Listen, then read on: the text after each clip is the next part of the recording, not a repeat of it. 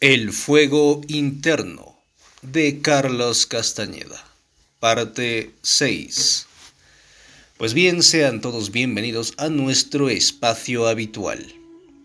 Estamos en la parte 6 de este audiolibro y el capítulo 6, o la primera parte del capítulo 6, los seres inorgánicos. Pues sin más que decir, vamos a ello. Capítulo 6. Los seres inorgánicos. Al día siguiente le pedí una y otra vez a don Juan que me explicara nuestra apresurada salida de la casa de Genaro. Se negó a siquiera mencionar el incidente, y Genaro tampoco me ayudó. Cada vez que le preguntaba me guiñaba el ojo y me sonreía con una mueca de idiota. Por la tarde, don Juan vino al patio trasero de la casa, donde yo estaba hablando con sus aprendices. Como si le hubieran dado una señal, todos los aprendices se fueron al instante. Don Juan me tomó del brazo y comenzamos a caminar a lo largo del corredor. No dijo nada. Durante un tiempo simplemente caminamos, casi como si estuviéramos en la plaza pública. Don Juan de repente paró de andar y se volvió hacia mí. Dio una vuelta a mi alrededor, mirándome de pies a cabeza. Yo sabía que me estaba viendo. Sentí una extraña fatiga, una flojera que no había sentido hasta que sus ojos quedaron fijos en mí. De pronto comenzó a hablar. Creo que ayer Genaro y yo erramos contigo, empezó. y digo esto porque te asustaste demasiado al entrar en lo desconocido. Genaro te empujó muy adentro, y allí te ocurrieron cosas extrañísimas. ¿Qué cosas, don Juan?, pregunté. Cosas que por ahora resultan difíciles, aún imposibles de explicarte, dijo. No tienes energía sobrante como para entrar a lo desconocido y encontrarle sentido. Cuando los nuevos videntes arreglaron el orden de las verdades de la conciencia de ser, vieron que la primera atención consume todo el resplandor de la conciencia del hombre, y que no queda libre ni un ápice de energía. Ese es tu problema, y el problema de todos los guerreros. De modo que los nuevos videntes propusieron que si los guerreros quieren penetrar en lo desconocido, tienen que conservar su energía.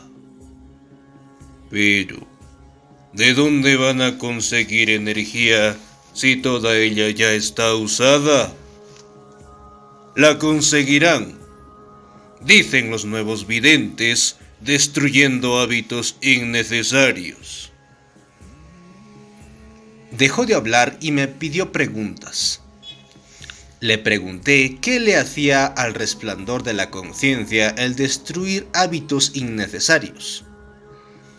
Contestó que destruir hábitos desprende a la conciencia de la absorción en sí misma y le permite libertad al resplandor para enfocarse en otras cosas.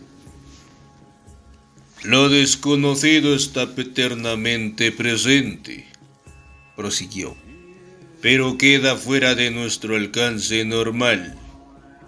Lo desconocido es la parte superflua del hombre común. Y es superflua porque el hombre común no tiene suficiente energía libre para comprenderlo. Puesto que has pasado años enteros en el camino del guerrero, ahora tienes suficiente energía libre para captar lo desconocido, pero no la suficiente como para entenderlo o siquiera recordarlo. Me explicó que en el sitio ese de la roca plana yo había entrado muy profundamente en lo desconocido, pero como yo estaba dado al vicio de la exageración, hice lo peor que uno puede hacer, me había aterrado desmedidamente. Por eso salí del lado izquierdo con la misma prisa del alma que lleva el diablo, desafortunadamente llevando conmigo una legión de seres extraños. Le dije a don Juan que no se andara por las ramas, que me dijera exacta y directamente qué quería decir con una legión de seres extraños. Se encogió de hombros y siguió paseando conmigo. Al explicar la conciencia de ser, dijo, se supone que estoy poniendo todo o casi todo en su lugar. Antes de hablar de esos seres, hablemos un poco de los antiguos videntes. Me llevó entonces al cuarto grande. Ahí nos sentamos y comenzó su elucidación. Los nuevos videntes han estado siempre aterrados por el conocimiento que los antiguos videntes habían acumulado a lo largo de los años, dijo don Juan. Eso es muy natural. Los nuevos videntes han sabido siempre que ese conocimiento solo lleva a la destrucción total. Pero aún así, siempre lo encontraron fascinante, especialmente en las prácticas. ¿Cómo supieron de esas prácticas los nuevos videntes?, pregunté. Son el legado de los antiguos toltecas, contestó. Los nuevos videntes la van conociendo conforme avanza. Casi nunca las usan, pero las prácticas están ahí, como parte del conocimiento general. ¿Qué tipo de prácticas son, don Juan?, volví a preguntar. Son fórmulas inescrutables, encantaciones, largos procedimientos que tienen que ver con el manejo de una fuerza muy particular y enigmática. Por lo menos era enigmática para los antiguos toltecas, que la enmascararon y la hicieron más aterradora de lo que es en realidad. ¿Qué es esa fuerza misteriosa?, pregunté. Es una fuerza que se encuentra presente en todo lo que existe, dijo. Los antiguos videntes jamás se propusieron desentrañar el misterio de la fuerza que los hizo crear sus prácticas secretas. Simplemente lo aceptaron como algo sagrado. Pero los nuevos videntes lo observaron de cerca y lo llamaron voluntad. La voluntad de las emanaciones del águila, o el intento.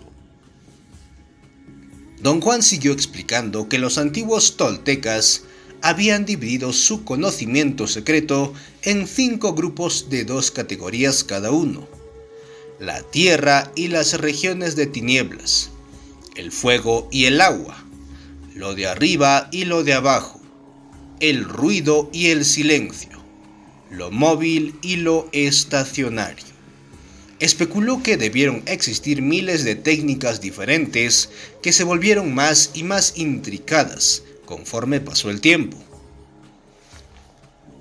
El conocimiento secreto de la tierra tenía que ver con todo lo que se encuentra en el suelo. Había series particulares de movimientos, palabras, ungüentos, pociones que se aplicaban a personas, animales, insectos, árboles, plantas pequeñas, piedras y todo lo demás. Estas eran técnicas que convirtieron a los antiguos videntes en seres horrendos. y las usaban ya fuera para cuidar o para destruir a cualquier ser animado o cualquier cosa inanimada. La contraparte de la Tierra era lo que conocían como las regiones de tinieblas. Definitivamente, estas prácticas eran las más peligrosas. Trataban con entidades sin vida orgánica, criaturas vivientes que se encuentran presentes en la Tierra y que la habitan junto con todos los seres orgánicos. Sin duda alguna, uno de los hallazgos más valiosos de los antiguos videntes, al menos para ellos, fue el descubrimiento de que la vida orgánica no es la única forma de vida presente en esta tierra. No le comprendí del todo. Esperé a que aclarara lo que había dicho. Los seres orgánicos no son las únicas criaturas que tienen vida, dijo, haciendo otra pausa como dándome tiempo para evaluar sus afirmaciones. Yo contesté con un largo alegato acerca de la definición de la vida y del estar vivo. Hablé sobre la reproducción, el metabolismo y el crecimiento, los procesos que distinguen a los organismos vivos de las cosas inanimadas. Estás sacando todo esto solo de lo orgánico, dijo. Esa no es la categoría. No deberías basar todo lo que dices en esa sola categoría. ¿Pero de qué otra manera puede ser?, pregunté. Para los videntes, el estar vivo significa tener conciencia, contestó. Para el hombre común, tener conciencia significa ser un organismo. Ahí es donde difieren los videntes. Para ellos, tener conciencia significa que las emanaciones que crean la conciencia están encajonadas dentro de un receptáculo. Los seres orgánicos vivientes tienen un capullo que encierra las emanaciones. Pero hay otras criaturas, seres inorgánicos cuyos receptáculos no parecen capullos para el vidente, pero sí contienen las emanaciones de la conciencia y nuestras características de vida que no son la reproducción y el metabolismo. ¿Cómo cuáles, don Juan? Como las emociones desgarradoras, la tristeza, la alegría, la ira y etcétera, etcétera. Y que no se me olvide la mejor, el amor. Un tipo de amor que el hombre ni siquiera puede concebir. ¿A lo serio, don Juan?, le pregunté con sinceridad.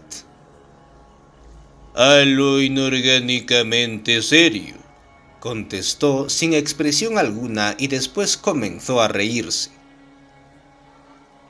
Si consideramos como clave lo que los videntes ven, continuó, la vida es en verdad extraordinaria. Si esos seres están vivos, ¿por qué no se dejan conocer por el hombre?, contesté. Lo hacen todo el tiempo, y no solo se dejan conocer por los videntes, sino también por el hombre común. El problema es que toda nuestra energía utilizable es consumida por la primera atención. El inventario del hombre no solo la usa toda, también endurece el capullo al grado de volverse inflexible. Bajo esas circunstancias no hay interacción posible. Me recordó que en el curso de mi aprendizaje con él había yo tenido incontables veces una visión directa de los seres inorgánicos. Repuse que yo había explicado racionalmente casi todos esos casos.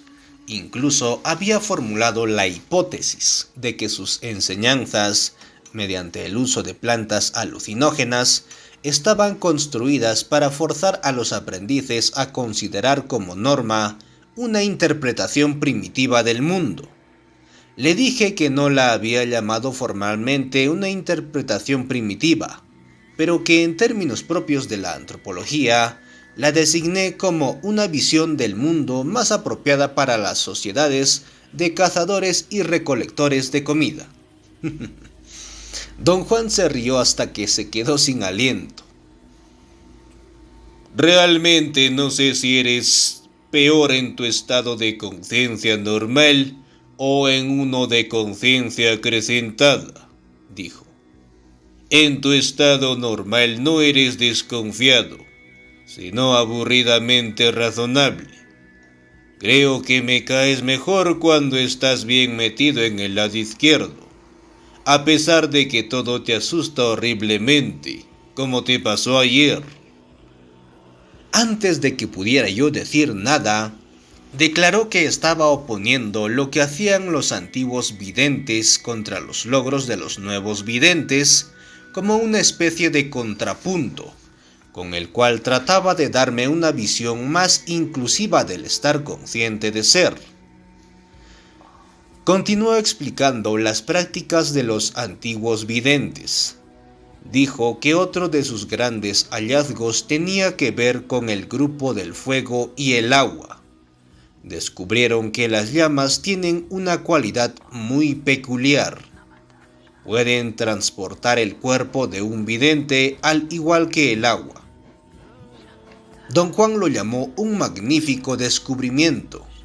Yo comenté que existen leyes básicas de la física que probarían que eso es imposible.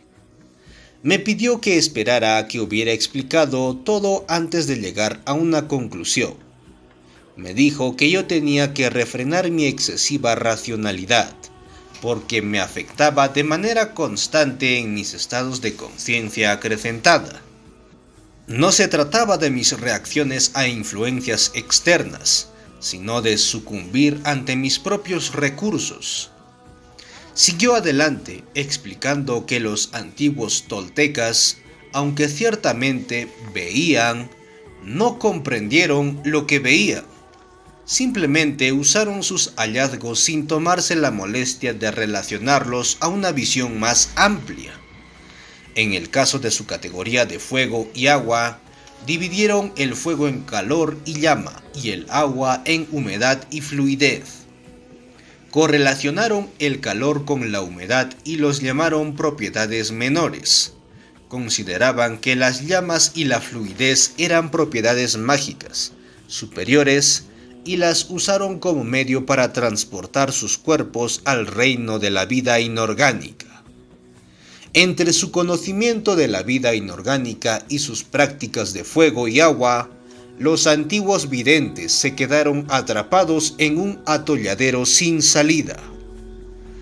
Don Juan me aseguró que los nuevos videntes estaban de acuerdo en que el descubrimiento de seres vivos inorgánicos era en verdad extraordinario, pero no en la manera en que lo consideraban los antiguos videntes. El tener una relación directa con otro tipo de vida le dio a los antiguos videntes un falso sentido de invulnerabilidad, que solo les aportó su perdición.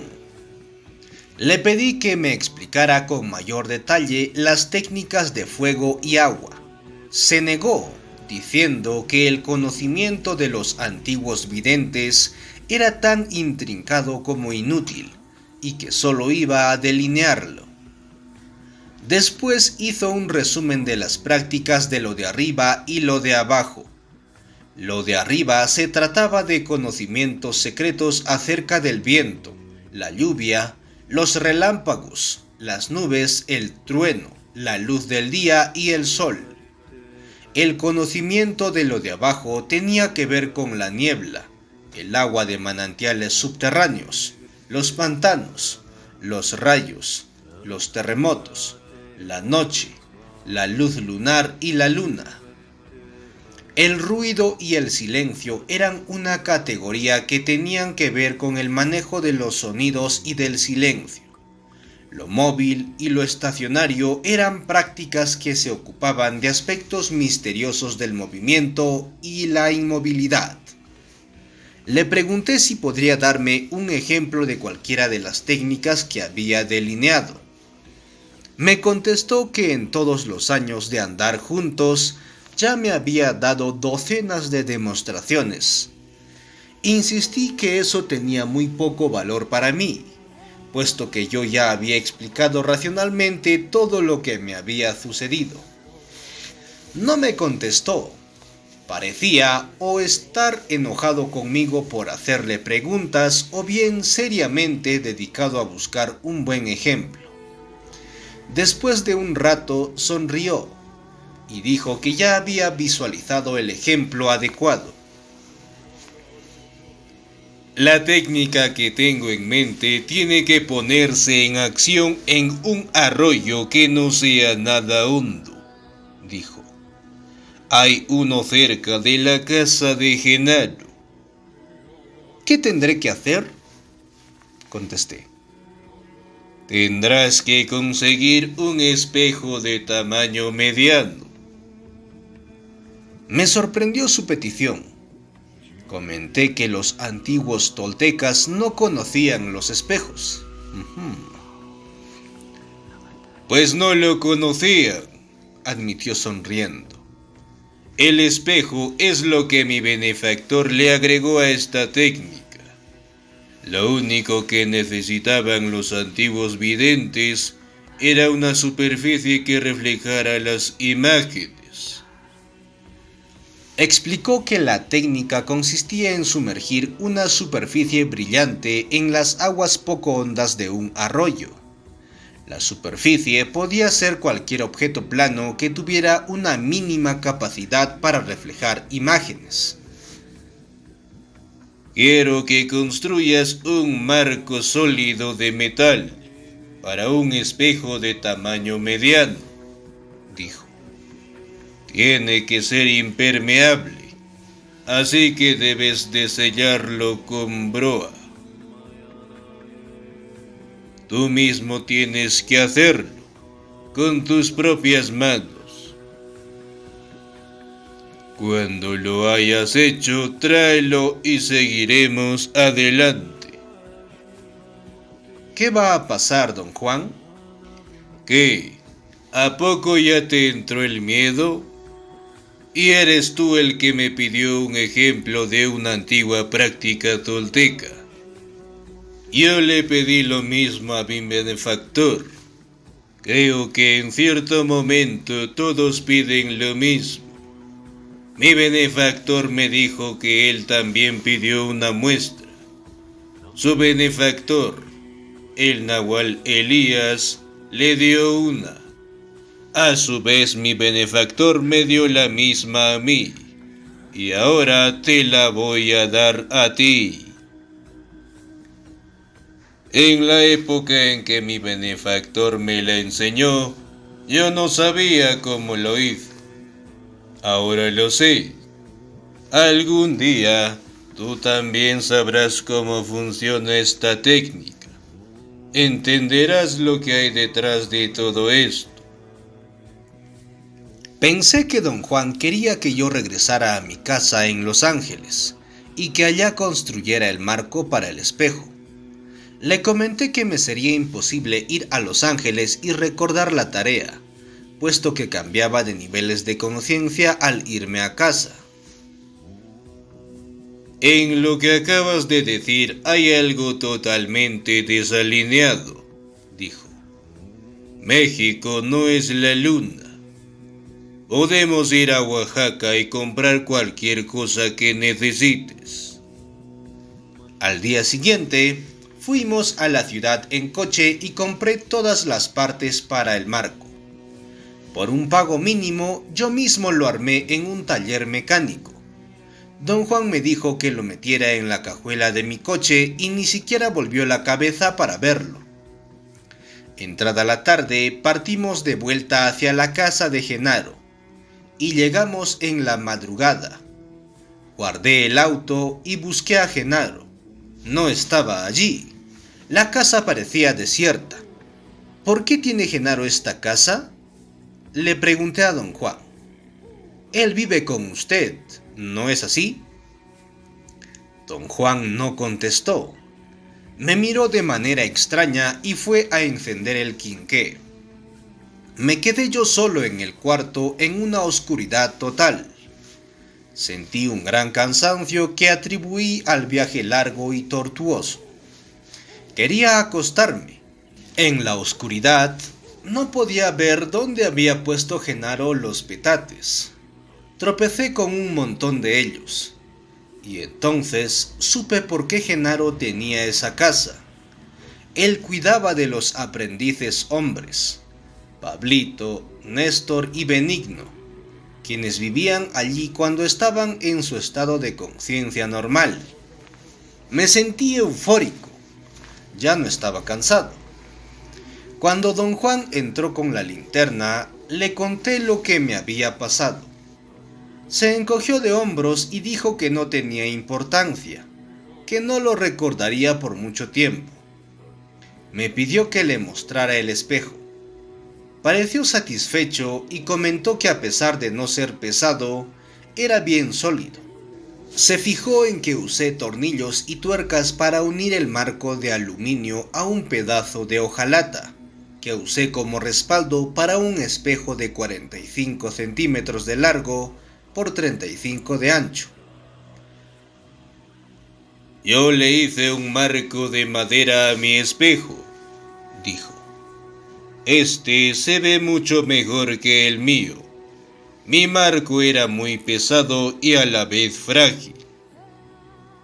Déjame explicar lo que vamos a hacer, prosiguió cuando terminó de inspeccionar el espejo. O quizá debería decir lo que vamos a tratar de hacer. Tú y yo juntos vamos a poner este espejo sobre la superficie del arroyo, ese que está al otro lado de esta casa. Es perfecto para nuestro propósito. Es lo suficientemente ancho y poco profundo.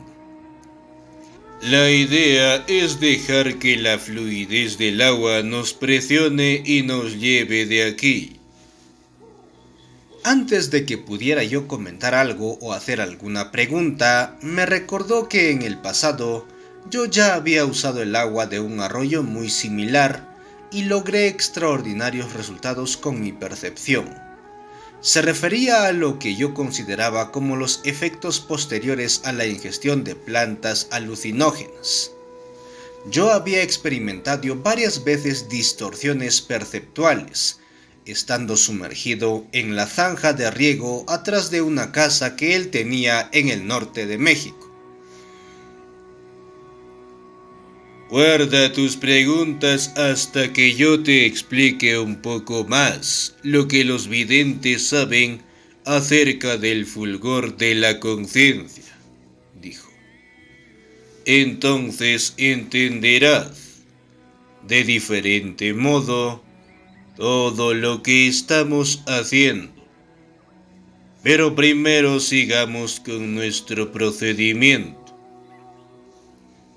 Caminamos hasta el arroyo y eligió un lugar donde las rocas eran planas y no estaban cubiertas por el agua. Dijo que allí el arroyo no tenía profundidad, lo que era ideal para nuestros propósitos. ¿Qué espera que suceda?, le pregunté lleno de una feroz aprensión. No lo sé. Lo único que puedo describirte es el procedimiento. Sostendremos el espejo con mucho cuidado, pero con gran firmeza. Luego lo colocaremos suavemente sobre la superficie del agua y lo dejaremos que se sumerja. Después lo sostendremos contra el fondo. Ya revisé este sitio. Hay suficiente sedimento como para hundir los dedos bajo el espejo y sostenerlo firmemente. Me pidió que me acuclillara en una roca plana, en medio de la lenta corriente. Me hizo agarrar el espejo con ambas manos, de dos esquinas, y se acuclilló frente a mí sosteniendo el espejo al igual que yo. Dejamos que el espejo se hundiera y luego lo sujetamos metiendo nuestros brazos en el agua casi hasta los codos. Me ordenó que borrara mis pensamientos y mirara con fijeza la superficie del espejo. Repitió una y otra vez que el asunto consistía en no pensar en nada. Miré con fijeza el espejo. La lenta corriente desordenaba ligeramente la reflexión de la cara de don Juan y la mía. Después de unos minutos de contemplación ininterrumpida, me pareció que poco a poco se aclaraba la imagen de su cara y de la mía. Creció el tamaño del espejo hasta que abarcó por lo menos una cuadratura de 1 metro. La corriente parecía haberse detenido y el espejo se veía tan claro como si estuviera colocado encima del agua. Lo que me parecía aún más extraño era la precisión y agudeza de nuestras imágenes. Era como si hubieran amplificado mi cara, no en tamaño, sino en enfoque. Podía ver los poros de la piel de mi frente. Don Juan me susurró que no fijara mi vista en mis ojos o los suyos, sino que dejara vagar mi mirada sin enfocar ninguna parte de nuestras imágenes. Mira intensamente sin mirar con fijeza, ordenó repetidamente susurrando en mi oído. Hice lo que dijo sin detenerme a pensar en la aparente contradicción. En ese momento, algo adentro de mí estaba atrapado en ese espejo, y la contradicción tenía sentido. ¿Es realmente posible mirar intensamente sin mirar con fijeza?, pensé. Y al momento en que quedó formulado ese pensamiento, otra cabeza apareció junto a la de don Juan y a la mía, en el lado inferior del espejo a mi izquierda. Todo mi cuerpo tembló. Susurrando, don Juan ordenó que me calmara y que no mostrara miedo o sorpresa. Me ordenó mirar intensamente sin mirar con fijeza al recién llegado. Tuve que hacer un esfuerzo inimaginable para no quedar boquiabierto y soltarme el espejo. Mi cuerpo se sacudía de pies a cabeza. Con un susurro, don Juan volvió a decirme que me controlara. Una y otra vez me tocó ligeramente con el hombro. Lentamente logré controlar mi temor. Miré intensamente a la tercera cabeza y poco a poco me di cuenta de que no era una cabeza humana ni tampoco una cabeza de animal. No era una cabeza en lo más absoluto. Era una forma que no tenía movimiento interno. Al ocurrírseme ese pensamiento, me di cuenta al momento de que no lo había pensado yo mismo. Pero darme cuenta de ello no era tampoco un pensamiento. Experimenté un momento de tremenda ansiedad y entonces algo incomprensible se me hizo claro. Los pensamientos eran una voz en mi oído. ¡Estoy viendo!, grité en inglés, pero no se escuchó sonido alguno. Sí, estás viendo, dijo en castellano la voz en mi oído. Sentía que una fuerza incontenible me había encajonado y me apretaba. No sentía dolor, ni siquiera angustia. No sentía nada. Pero sabía, sin duda alguna, porque la voz me lo decía, que yo no podía romper el apretón de esa fuerza mediante un acto de voluntad o de fortaleza. Sabía que me estaba muriendo. Levanté la vista automáticamente para mirar a don Juan, y en el instante en que nuestras miradas se encontraron, la fuerza me soltó. Estaba libre. Don Juan me sonreía como si supiera con exactitud lo que me estaba pasando. Me di cuenta de que estaba de pie. Don Juan sostenía el espejo de lado para escurrirle el agua. Caminamos en silencio de regreso a la casa. Los antiguos toltecas estaban simplemente hipnotizados con sus hallazgos, dijo don Juan. No me extraña en nada, dije. A mí tampoco, repuso don Juan. La fuerza que me envolvió fue tan poderosa que, durante horas después, quedé incapacitado para hablar, incluso para pensar. Me había congelado con una total ausencia de voluntad, y me estaba deshelando muy lentamente.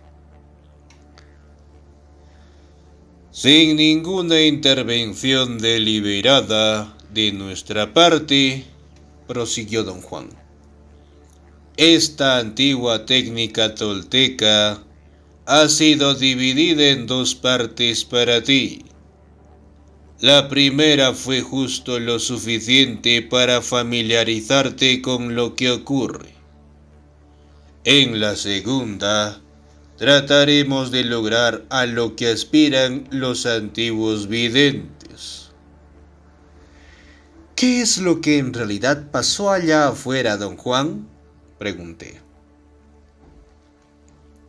Existen dos versiones. Primero te contaré la versión de los antiguos videntes. Ellos creían que la superficie reflectora de un objeto brillante sumergido en el agua amplifica el poder de la fluidez del agua. Lo que solían hacer era mirar intensamente a extensiones de agua, y la superficie reflectora sumergida en ella les servía como ayuda para acelerar el proceso de contemplar. Creían que nuestros ojos son las llaves que abren las puertas de lo desconocido. Contemplar el agua permitía que sus ojos abrieran el camino.